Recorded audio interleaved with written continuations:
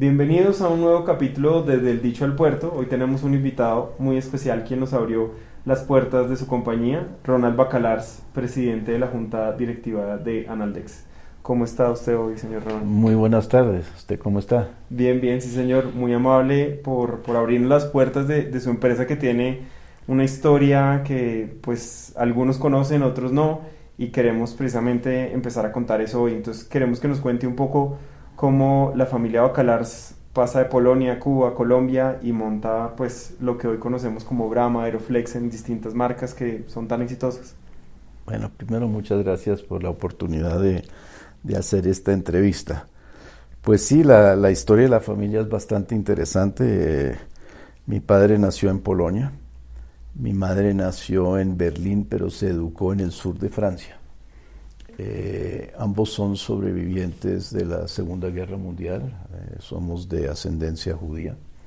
Mi padre y toda su familia fueron perseguidos por los nazis durante la guerra y casi la totalidad de la familia fueron asesinados durante la guerra. Mi padre fue uno de tres Bacalars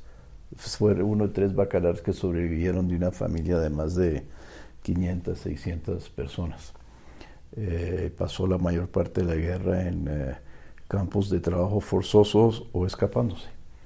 Entonces pasó la guerra una parte en Polonia, una parte en la Unión Soviética, volvió a Polonia, después se fue a Hungría, fue liberado por los soviéticos en Hungría.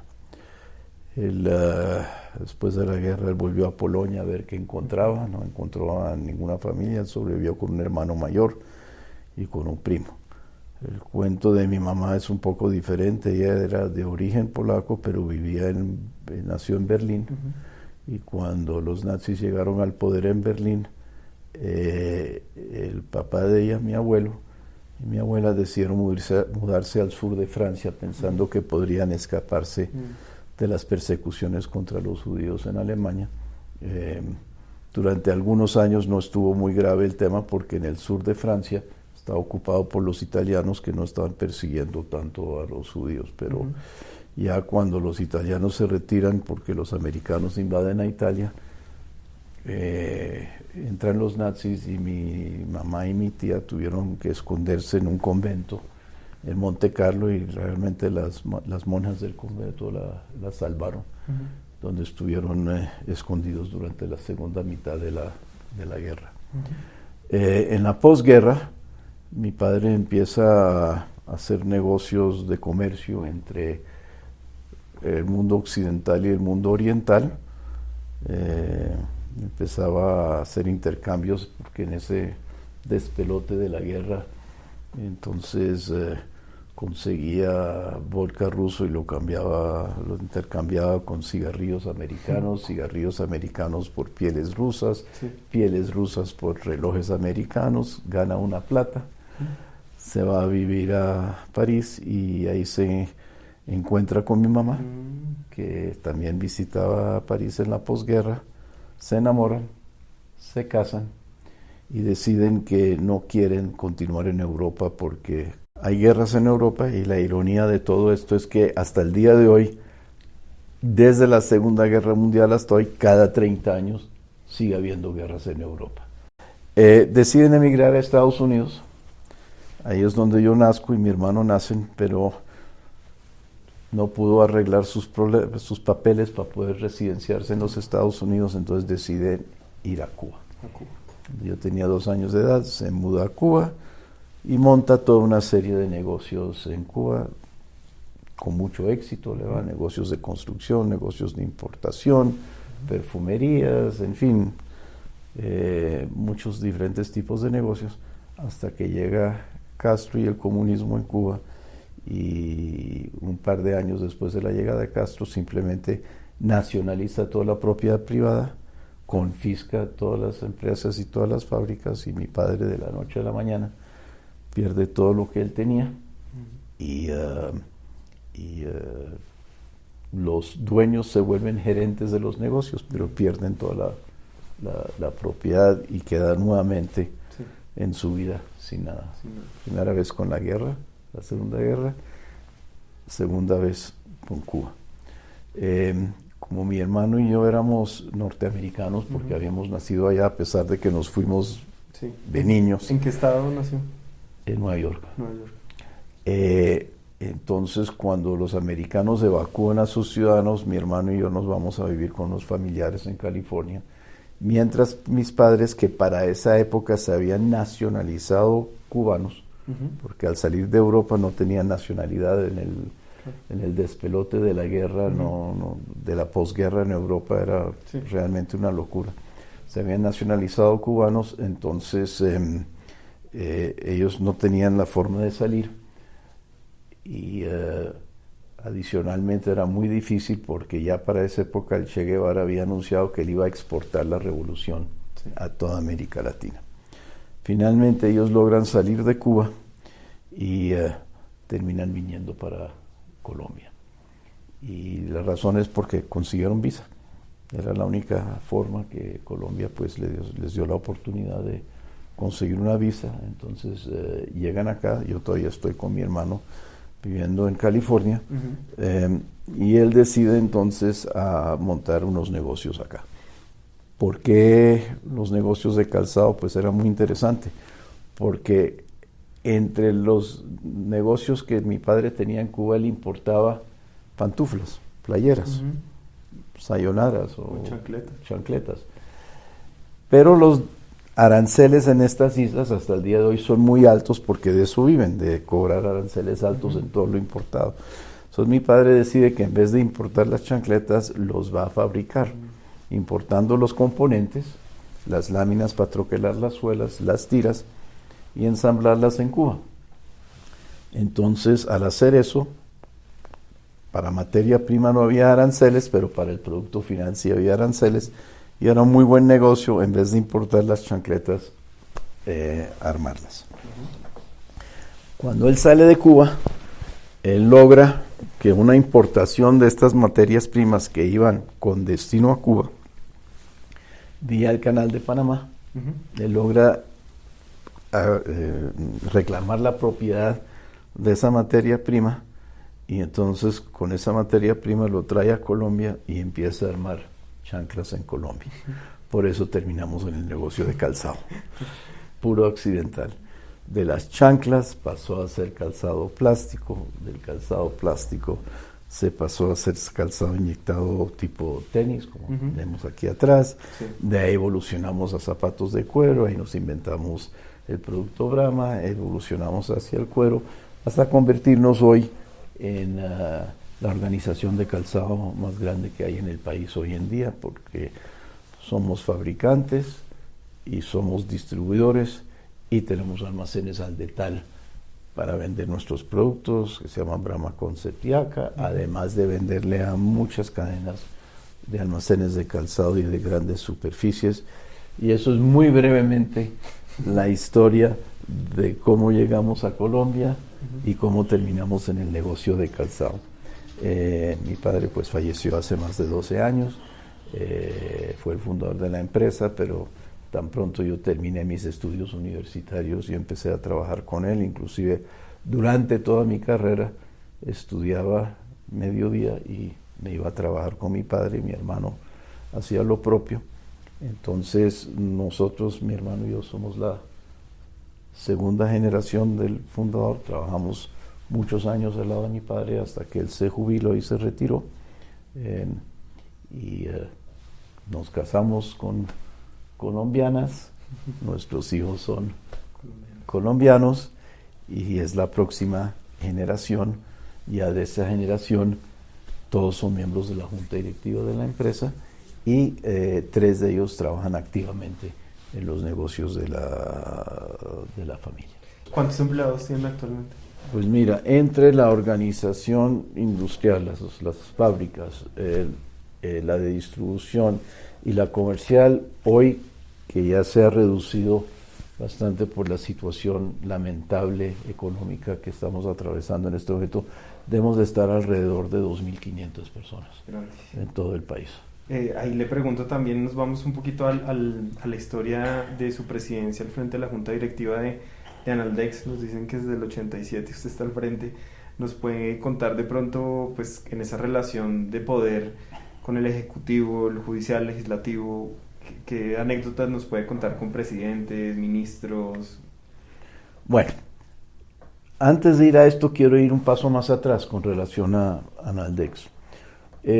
Cuando yo ya estaba trabajando muy activamente en el negocio, nos dimos cuenta de la importancia de la actividad gremial y cómo la actividad gremial podía ayudar a nuestras empresas y podía ser el interlocutor con el sector público, con el sector financiero, con el sector de proveeduría de materias primas. Y entonces yo entré a la junta de ese entonces que se llama Cornical, que era la Corporación Nacional de Industriales del Calzado. Con el pasar de los años, esa agremiación se convirtió en lo que hoy es ASICAM, cuando se fusionaron Azocueros con Cornical y se constituyó ASICAM, que era la fusión de los que manejaban y fabricaban bolsos y accesorios de cuero con los de calzado. Yo era presidente de ese gremio, pero ese gremio no tenía ninguna experiencia en comercio exterior y no tenía ninguna experiencia en exportaciones. También está en la Junta de Acoplásticos, que tampoco lo tenía. Y también estaba en la Junta de la ANDI, que tampoco lo tenía en esas épocas. Entonces dijimos, hombre, yo creo que tenemos que crear un gremio de comercio exterior. En esa época ni siquiera de comercio exterior, era de exportadores únicamente. Porque realmente es importante que los intereses de los exportadores esté de común acuerdo con el gobierno y con las políticas del gobierno para fomentar las exportaciones colombianas. Íbamos a crear nuestro propio gremio cuando por ahí nos enteramos que existía un gremio que se llamaba Analdex, pero un gremio de gremios, donde realmente 8 o 10 presidentes gremiales se reunían. Nos gustaría ver qué se puede hacer, porque nuestra visión no es que sea un gremio de gremios, sino que sea un gremio de empresarios. Claro. Porque un gremio de gremios siempre va a tener problemas de dinero, de afiliaciones, de todo eso, porque siempre van a estar representados por su gremio, claro, y no va a funcionar. La verdad es que los directivos en ese momento les pareció interesante, entonces hicimos un acuerdo de que nosotros traeríamos unos 30 o 40 afiliados, empresas, ellos podían seguir como gremios, pero no más gremios, sino crecer con empresas para poder contratar directores ejecutivos y empezar a manejar el tema. Entonces un grupo de nosotros hicimos eso, de muchos sectores, del sector de plástico, del sector de calzado, del sector de cueros, del sector de metalmecánica, del sector de flores, en fin, pero empresas, y por decirlo de alguna manera nos apoderamos del Analdex de ese entonces y le dimos un vuelco totalmente.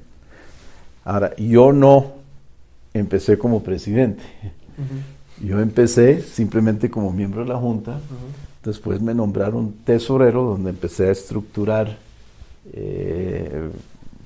la parte financiera del gremio, y con los años y con el tiempo, a medida que iba creciendo, me eligieron presidente de la Junta. Ahí es donde empezamos a tener por primera vez un presidente ejecutivo, para empezar a manejar el tema. Era de tiempo parcial en esa época, Fernando Barberi, que era compañero mío en la Universidad de los Andes, lo trajimos y empezó a desarrollarse el gremio. Entonces sí, hace como 37 años me nombraron presidente de la Junta, y yo veo a Analdex como mi bebecito, porque lo cogimos de algo muy crudo, que no estaba haciendo realmente una labor como se podía hacer, y con el tiempo logramos convertirlo en el gremio que es hoy en día. Se fue Barberi, trajimos a Ricardo Salas, se fue Ricardo Salas, trajimos a Jorge Ramírez Ocampo. Más o menos para esa época me presentaron a Javier Díaz, que estaba en la ANDI, creo que inclusive fue Fernando Barberi que lo trajo, lo entrevistamos, lo trajimos como subdirector, él posteriormente y hasta el día de hoy ha sido el presidente ejecutivo del gremio, más de 25 años creo yo en esa época, todavía debe ser como 25 años o más, y entonces lentamente trabajamos a convertir esto en lo que es. De esa época de la junta directiva no queda hoy nadie, todos estos evolucionaron, creo que el único que queda ahí de esa generación soy yo. Y con el tiempo vimos que el comercio exterior no estaba limitado únicamente a las exportaciones, sino que a todo el comercio exterior, importación y exportación.